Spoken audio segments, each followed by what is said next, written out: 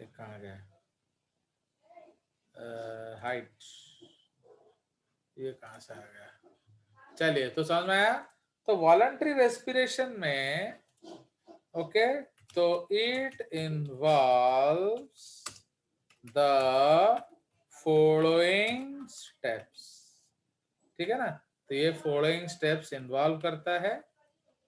It involves the following steps. मामे इधर आवाज नहीं करो। Actually, today we have 8 puppies born today. 1 day puppy. German Shepherd puppy, इतने बेबी 8 puppies हुए हैं। मैं दिखाऊंगा, वो 1-2 दिन हो जाएं तो उनको दिखाऊंगा। मैं कहाँ हूँ, आप तो जान ही गए होगे।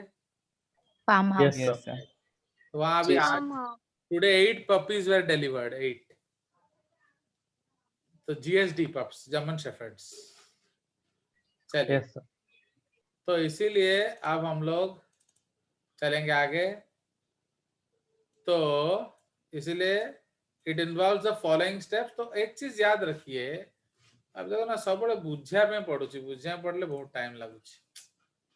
तो सपोज ये हमारा लंग्स है, okay, this is the lungs, and ये सपोज आपका वर्टिब्रल कॉलम है, ठीक है।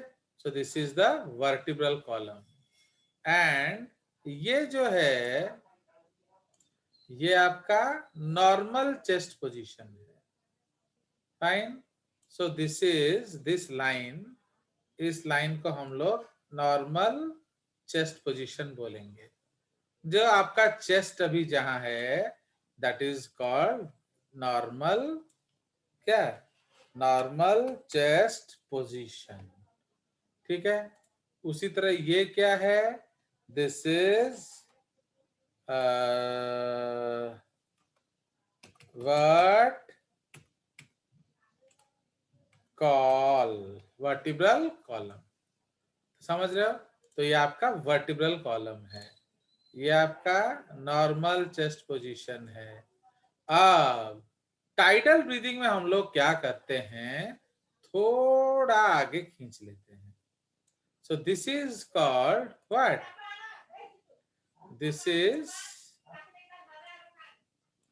Chest position, okay, at tidal volume, ठीक है। ये chest position at tidal volume है। मतलब जो नॉर्मल इंस्पिरेशन है यहां आपका चेस्ट आता है, तो ये क्या हुआ, ये इंस्पिरेशन है, ये क्या हुआ, ये एक्सपीरेशन है, ठीक है। सो this is what, this is called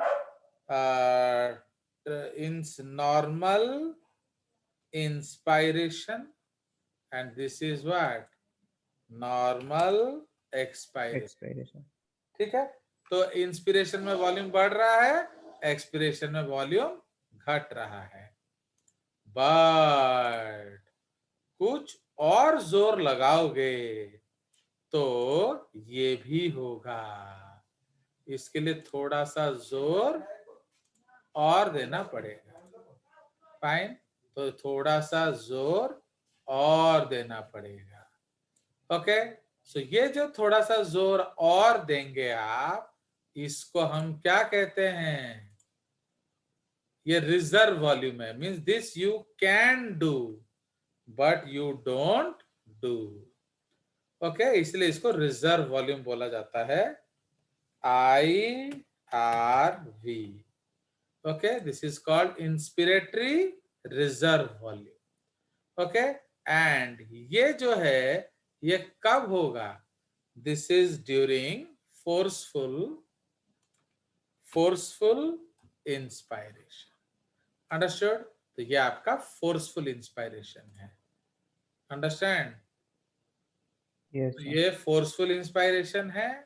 अब नॉर्मल चेस्ट पोजीशन से हम अगर अभी नॉर्मल है हम लोग सब, अभी अगर हम लोग फोर्सफुल एक्सपायरेशन करें तो वो क्या होगा, वो और इतना हम एक्सपायर कर सकते हैं, ठीक है।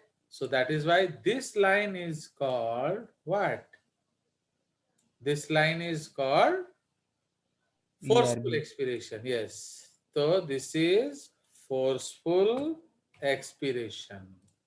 Okay, तो ये फोर्सफुल एक्सपायरेशन है एंड ये जो एरो है ये अंदर के तरफ जा रहा है। फाइन, तो this is called minimum chest position. Okay, minimum chest position मतलब इससे अंदर चेस्ट कभी भी जाएगा नहीं, तो इसलिए ये वॉल्यूम क्या हो जाएगा, this volume is called residual volume. माने अभी अगर मैं तुम्हारे सीने में डिस्को डांस करूं तब भी ये नहीं जाएगा, इट विल रिमेन। तो समझ में आया, तो इसीलिए एटा, तो अब हमने टाइडल लिया कौन सा, लाइट ग्रीन वाला। सो दिस वॉल्यूम, इस वॉल्यूम को हम क्या कहते हैं, this is called tidal volume. आता जाता आता जाता आता जाता रहता है, बट इस वॉल्यूम को हम लोग क्या क्या कहते हैं, ईआरवी, मतलब एक्सपिरेशन रिजर्व वॉल्यूम। माने ये आप चाहने से होगा, नहीं तो नहीं होगा। एंड ये जो है ये है इंस्पिरेटरी रिजर्व वॉल्यूम, ठीक है। तो इसीलिए अगर आप इन तीनों को जोड़ दो तो क्या हो जाएगा, सो this is called vital capacity. अगर आप इन दोनों को जोड़ दो, ओके, इन दोनों को, this is called FRC. Okay, and अगर आप इन दोनों को जोड़ दो, दिस इज कॉल्ड आईसी। अगर आप इन दोनों को जोड़ दो, दिस इज कॉल्ड ईसी। समझ रहे हो, सो this is vital capacity, this is maximum inspiration, inspiratory capacity, this is expiratory capacity, and ये जो है this is called functional residual capacity. Okay, मतलब इतना जो हवा है ये तो कभी नहीं जाएगा, ये जा सकता है। तो ERV can go and may not go, तो इसलिए इसको हम लोग एफआरसी कहते हैं। तो इसलिए फोर्सफुल में हमें ज्यादा से ज्यादा गैस लेना है, तो हाउ टू टेक, बोलो ज्यादा से ज्यादा गैस। तो सबसे पहले क्या करेंगे, बोलिए। टीवी पहले लेंगे उसके बाद आईआरवी। टीवी तो आप वैसे ही लेते हो, ओके, Yes, तो आईआरवी ले लोगे, और चाहिए तो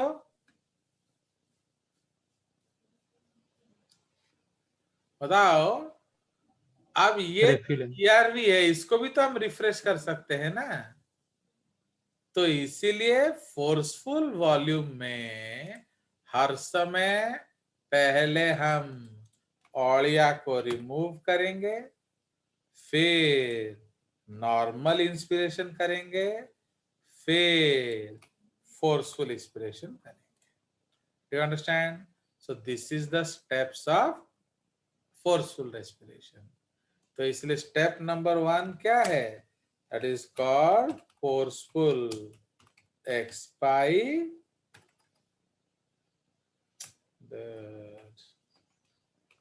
Forceful expiration है कि नहीं। Actually you won't believe, in 10th class I teach 6 hours, समझ रहे हो।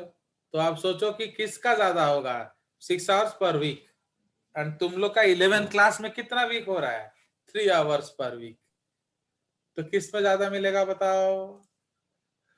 10th class. 10th में। समझ में आया? तो अब इसलिए अब मैं क्या करूं बोलो? So that is the concept.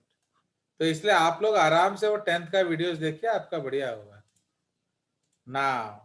अपना वीडियोस का उम्मीद मत रखिए। तो इसलिए फोर्सफुल एक्सप्रेशन में क्या होता है? 2 new set of muscles are used and they are known as क्या?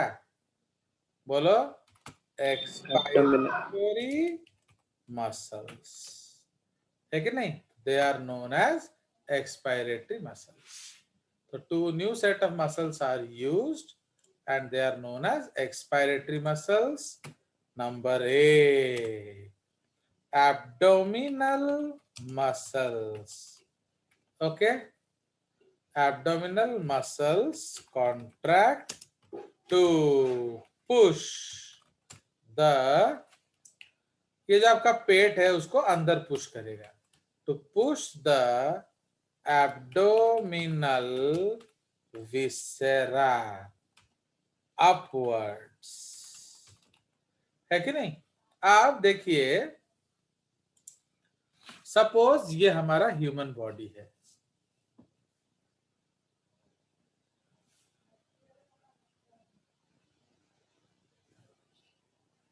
पीठ, एस, तो ये आपका ह्यूमन बॉडी है। सो this is the diaphragm. Okay, ये आपका जो है 6 पैक्स, इसको हम लोग एब्डोमिनल मसल्स बोलते हैं, है ना? अब सपोज हम इसको पुश करेंगे तो ये जो सामान है, okay, so this thing which is present inside, ये आपका डाइजेस्टिव सिस्टम एटसेट्रा है। तो अब ये कहाँ जाएगा बोलो? बोलो, ऊपर की तरफ। तो एक्चुअली व्हाट हैपेंस, नीचे एक और डायफ्राम होता है, उसको पेल्विक डायफ्राम बोलते हैं, तो यहां नहीं जा सकता। पीठ में वर्टिब्रल कॉलम होता है, तो पीछे जा नहीं सकता।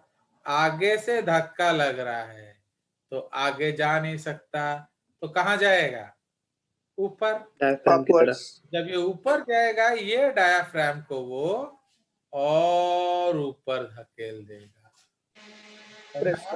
तो दिस इज द कंसेप्ट। ये है आपका एब्डोमिनल मसल्स ए। अब ये आपका नॉर्मल चेस्ट पोजीशन है। अब अगर हम रिब केज को इनवर्ड एंड डाउनवर्ड धकेलेंगे तो ये आपका सीना भी अंदर जाएगा, है कि नहीं? तो दैट इज द कंसेप्ट। तो and according to Boyle's law आप तो जानते ही हो, तो abdominal muscles contract to push the abdominal vessels upward and hence shifts the diaphragm, mask नीचे, mask further upwards, ठीक है? तो ये मास्क नहीं है, तो फर्दर अपवर्ड्स, ये और ऊपर धकेल देगा। सो क्या, there is a decrease in the volume of thoracic cavity, है ना? नाउ ये आपका हो गया decrease in the volume of thoracic cavity, ठीक है जी। अब सेकंड मसल कौन है? आईसीएम। इंटरनल इंटरकॉस्टल मसल्स, इसको शॉर्टकट में हम लोग IICM बोलते हैं। Contracts to push the rib cage, क्या, downwards and inwards. Okay, to push the rib cage downwards and inwards, वो अंदर की तरफ धकेल देगा, ठीक है जी। तो so further decreasing the क्या volume of thoracic cavity. Understood? नीचे से डायफ्राम ऊपर आ रहा है, सामने से रैब केज अंदर जा रहा है। ठीक है जी, तो अभी क्या होगा? So volume inside decreases according to कौन सा law? Boyle's law. Also. Okay, according to Bayes' law, Bile. According to Bayes' law, क्या प्रेशर इनसाइड क्या होगा? Increases. Increases to maintain P in equal to P out, क्या होगा? Air is pushed outwards. ठीक है, to maintain P in is equal to P out, air is pushed outwards. हो गया? सो ये आपका फोर्सफुल एक्सपायरेशन है। रेड में लिखेंगे this volume is referred to as expiratory क्या रिजर्व वॉल्यूम। तो अब क्या हुआ? आपका जो चेस्ट पोजीशन जितना अंदर जा सकता है चला गया। अब उसको अगर हिलाओगे तो टूट चुका। ओके, तो वो गाना गाएगा। कौन सा गाना गाएगा? टुट जु तड़क करके निरिब मेरा टुट जु तड़क करके। समझ रहे हो? तो अगर आप ज्यादा जोर लगाओगे तो आपका रिब्स टूट जूगा तड़क करके। मैं क्या बोल रही हूँ पायल? ऐसा ही बोलेगा ना? चलिए, तो ये है आपका मिनिमम चेस्ट पोजीशन। हो गया? तो अब आपका जितना गंदा एयर आ सकता था चला आया। अब तो ये वापिस आएगा, है कि नहीं? तो हमारा ERB रिफ्रेश हो जाएगा। अरे this will come back here ना, तो क्या होगा? Yes, आपका ये रिफ्रेश हो जाएगा। चलिए, तापरे स्टेप 2 क्या है?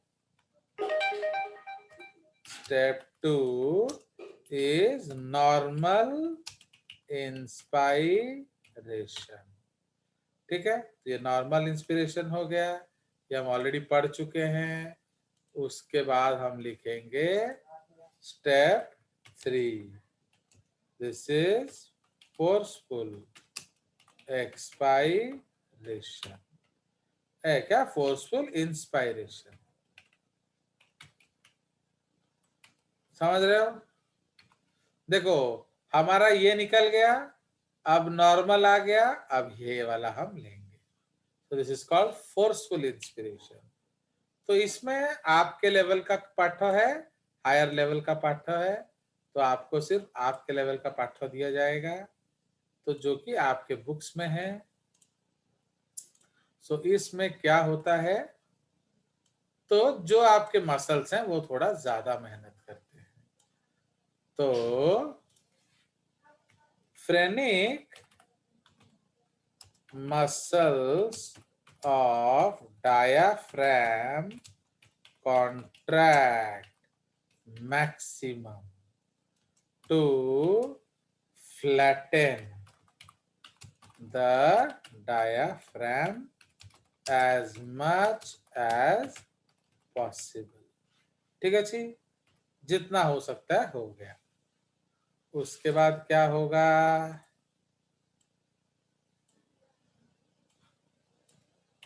EICM contracts maximum। ठीक है, तो external intercostal contracts maximum to pull rib cage upwards and outwards as far as possible. तो इसलिए क्या होता है, volume of thoracic cavity increases as much as possible. ठीक है, तो volume of thoracic cavity increases as much as possible. ठीक है, जितना हो सकता था वो इंक्रीज कर रहे हैं. ओके, सो प्रेशर क्या होगा, decreases maximum.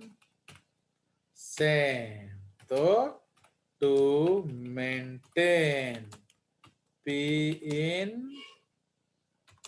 Equal to P out क्या होगा, मैक्सिमम एयर एंटर्स इनसाइड. ठीक है, तो ये हो गया फोर्सफुल इंस्पिरेशन. ओके, नाउ इस वॉल्यूम को क्या कहते हैं हम लोग, IRV.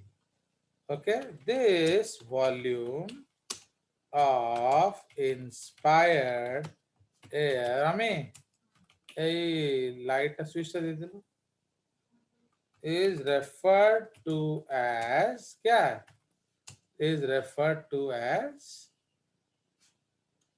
this volume of inspired air is नहीं आरो स्विच दे दे, थोड़ा प्लग रहा, is referred to as क्या, IRV. कोई शक?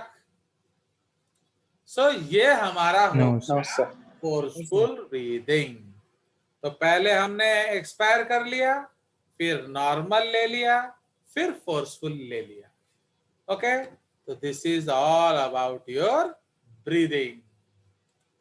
अब जो पीएमटी का सबसे important and almost guaranteed question, that is called pulmonary air volumes, है कि नहीं, पल्मोनरी एयर वॉल्यूम्स. ओके, तो कौन कौन से वॉल्यूम हम लोग लेते हैं वो डायग्राम मैंने आपको ऑलरेडी दिखा दिया है. उसको हम लोग स्पाइरोमेट्री कहते हैं. ठीक है, स्पाइरोमेट्री. तो आत्मन इनको डायग्राम दिखा दिया जाए, क्यों ये दुखी होंगे पायल को,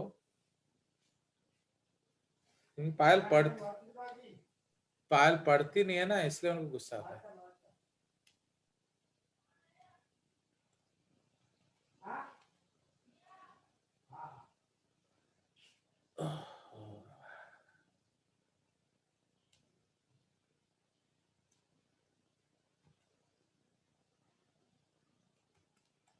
नाउ इसको देखिए,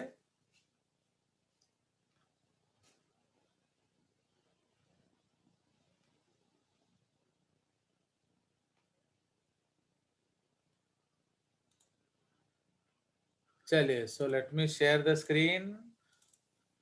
are you able to see the screen? Yes, sir. Yes. So this machine is known as respirometer. Okay, respirometer. Okay, तो इस मशीन को हम कहते हैं रेस्पायरोमीटर या स्पाइरोमीटर. ओके, इसको स्पाइरोमीटर भी बोला जाता है.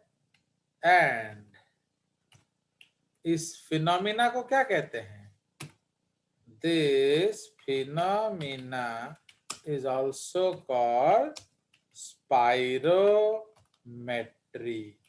इसमें से गारंटेड क्वेश्चन होगा नीट में, माने आप आराम से लिख ले सकते हो. तो ये एक श्योर शॉट क्वेश्चन टॉपिक है ना. आप देखिए ये आपका जो वैल्यूज है, तो ये देख रहे हो जो बार बार हो रहा है, तो this is what, this is called the tidal TV. Okay, तो लिखा है कहीं, ये लिखा है, ये है टाइडल वॉल्यूम.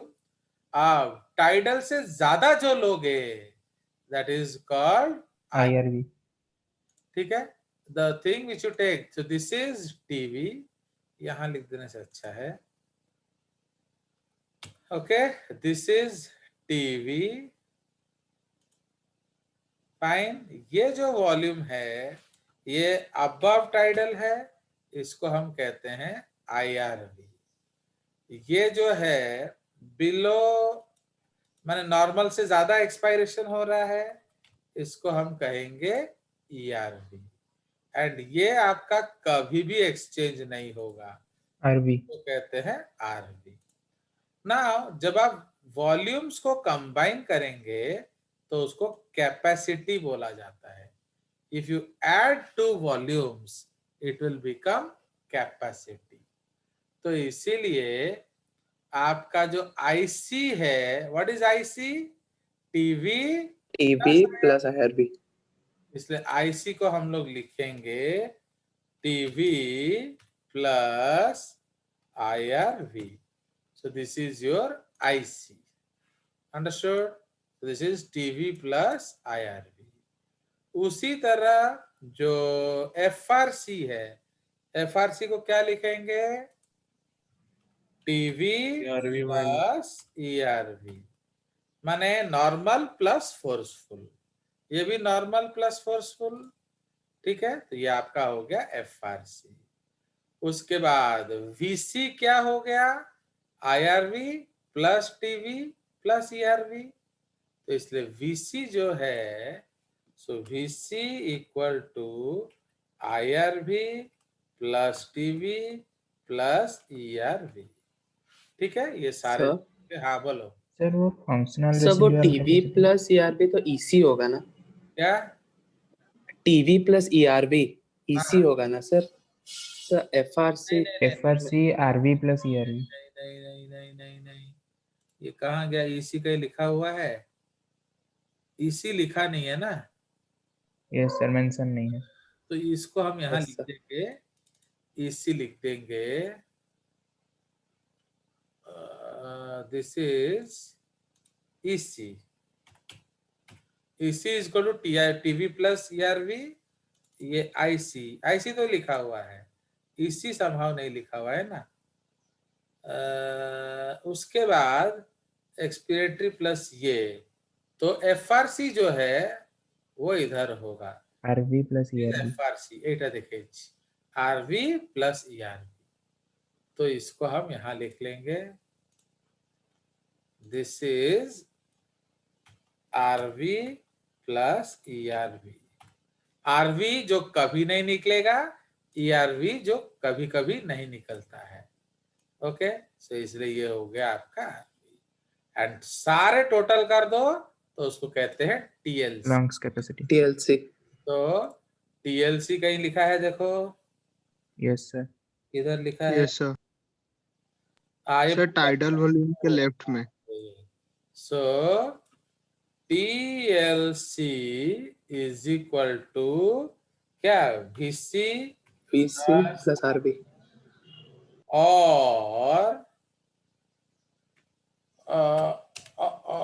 और लिख सकते हैं हम लोग, क्या? सारे जोड़ दो, IRV प्लस टीवी RV उल्टा आ जाओ plus ERV plus TV plus IRV।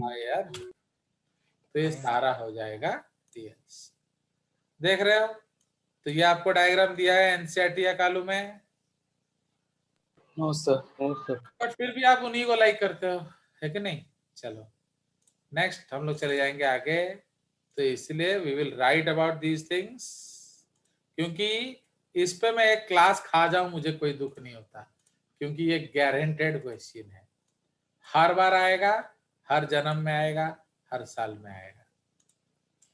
तो पहला वॉल्यूम है टीवी या tidal volume. Okay, so it is the volume of air that is inspired or expired by normal efforts.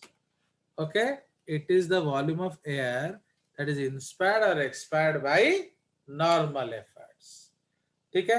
So it's is nearly equal to 500 ml at rest, okay, out of which, time देखते रहना, out of विच क्या, ADS is equal to 150 ml, so volume available for, okay, so volume available for exchange is equal to क्या, there है, for exchange is equal to 350 ml, 350 में ठीक है।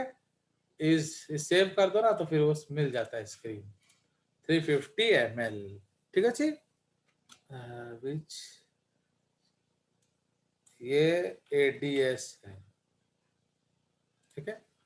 So volume available for exchange is 350 ml, it is higher during activity and can reach VC, okay. अगर full जोर लगाओगे तो ये VC, ओके, तो अगर फुल जोर लगाओगे तो ये VC तक चला जाएगा। चलिए, सो अभी कट जाएगा तो विल नॉट वेस्ट टाइम, तो आई एम एंडिंग।